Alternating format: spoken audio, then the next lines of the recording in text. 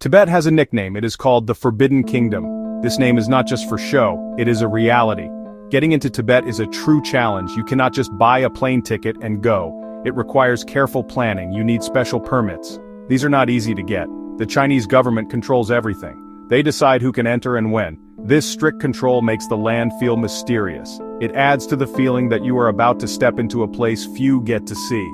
This is the first test of your journey. The process is complicated. You must book your trip through a government-approved travel agency. Independent travel is impossible. You need a Tibet travel permit. Sometimes you need other permits too, like an alien's travel permit for certain areas. The rules can change suddenly without any warning. A permit that was available yesterday might be gone today. This uncertainty is part of the adventure. It tests your patience from the very beginning. You are not just a tourist. You are someone who has passed a bureaucratic test to witness something truly special. Stepping into Tibet for the first time is a shock to the system. It is like entering another dimension. The air smells different, a mix of incense and the crisp, cold mountain air. The sounds are different too. You hear the low hum of monks chanting and the gentle flutter of prayer flags in the wind. These flags are everywhere, on mountainsides, bridges, and rooftops. They are not just decorations. Each flag carries prayers and blessings, sent out into the world with every breeze. This is a land where spirituality is woven into the very fabric of daily life. It is powerful and humbling to witness. Tibetan Buddhism is the heart of the culture. You see it in everything. Monasteries like the Great Drepung and Sera are not just historical sites. They are living, breathing centers of faith and learning. You see monks in deep red robes walking the ancient corridors. You see pilgrims who have traveled for weeks or even months to be there. They prostrate themselves, their bodies hitting the ground again and again in a show of incredible devotion. It is a sight that hits you deep in your soul. This is faith in its purest, most raw form. It is something you feel, not just see. The daily customs are also a world away from what I know. Take yak butter tea, for example. It is a staple here. It is salty, buttery, and warming, designed to give you energy in the harsh climate. It is an acquired taste, for sure. But sharing a cup with a local family is an honor. It is a gesture of welcome. You learn to eat sampa, a roasted barley flour that is a core part of their diet. These simple things connect you to the people and their ancient way of life. It's about survival and community, traditions passed down through generations. The scenery in Tibet is on another scale entirely. It makes you feel small in the best possible way. It is a landscape that commands your respect. The journey to Mount Everest Base Camp is a perfect example.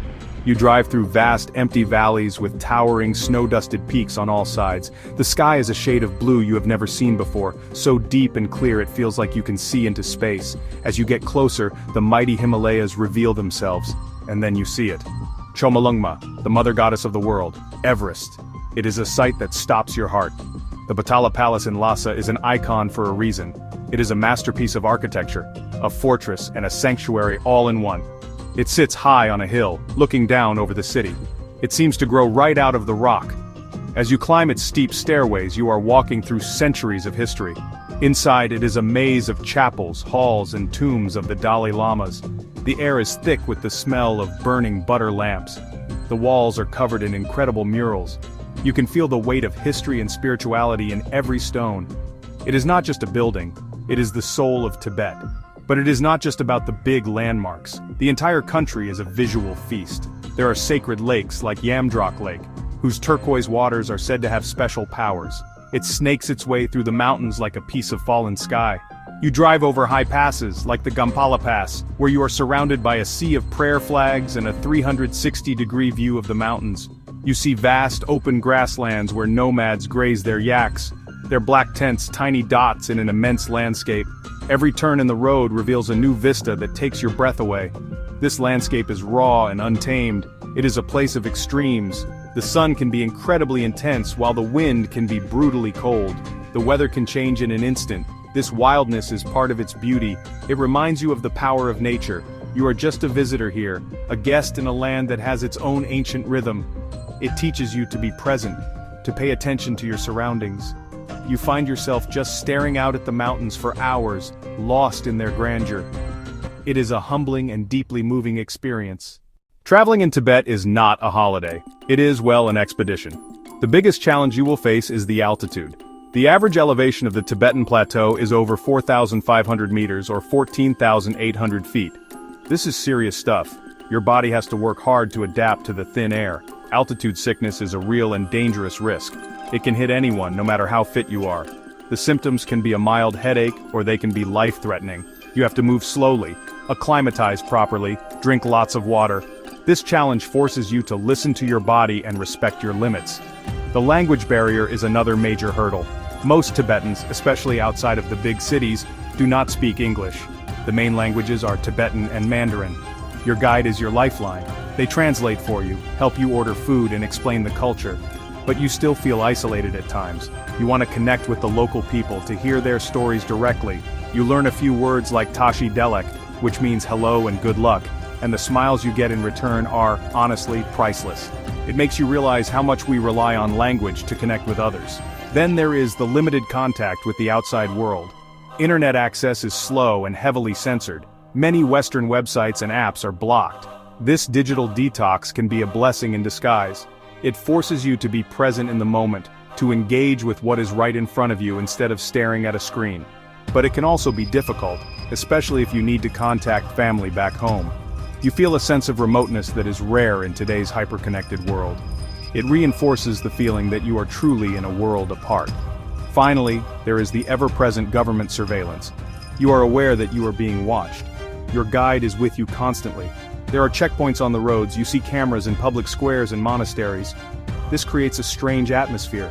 You have to be careful about what you say and who you talk to, especially about political topics. It is a constant reminder of the complex political reality of this land. It is a challenge that is not physical, but mental. It forces you to be observant and aware of your surroundings in a different way. A journey to Tibet does more than just show you new sights. It reaches deep inside and leaves a permanent mark on your soul. There is a profound sense of peace that settles over you here. It comes from the vast, quiet landscapes and the deep spirituality of the people. In the silence of a monastery or on a high mountain pass, you find a stillness that is hard to find in the modern world. The constant noise of your own mind starts to quiet down. You begin to feel a connection to something larger than yourself. It is a feeling of coming home. This experience can be life-changing. It shifts your perspective.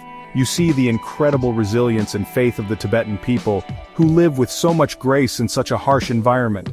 It makes your own problems seem small and insignificant. You realize how little you need to be happy. The simple act of sharing tea with a nomad family or receiving a smile from a monk can feel more meaningful than any material possession. Tibet teaches you the value of simplicity, compassion, and inner strength. These are lessons that stay with you long after you have left. The emotional impact can be overwhelming. Many travelers find themselves moved to tears, often for reasons they cannot explain. It might happen while watching pilgrims at the Jokhang Temple or while gazing at the face of Mount Everest.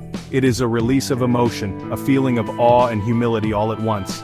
The land has a powerful energy that seems to unlock something inside you. It strips away the layers you have built up and shows you who you really are. It is a raw, powerful, and deeply human experience. Ultimately, you do not just visit Tibet, you experience it. The journey is as much about the inner landscape as it is about the outer one. It is a confrontation with your own limits, both physical and mental. It is a lesson in history, politics, and faith. You leave with a deeper understanding of the world and your place in it. The mystique of the Forbidden Kingdom is real, but the true discovery is the one you make within yourself. Tibet gets under your skin and stays there forever. It is a journey to the roof of the world, and a journey to the very core of your soul.